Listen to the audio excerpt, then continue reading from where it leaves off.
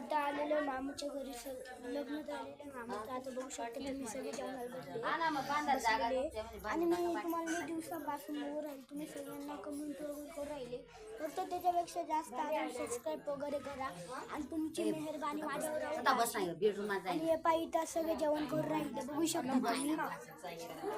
ते आहे जेवण करत आहे, आजी बी बसलेली आहे. आमचं जेवण झालं आता सगळे बसलेले आहे बघू शकता तुम्ही. पाणी द्यायला चालू मी आता. थांबा 2 मिनिटं. चला आपण जाऊ. हे सगळे आता आहे ना नाही का भात बीत वाट राहिले नाही का यांचं जेवण झालं वाटलं. ही पायी दिदी बाय कर तिची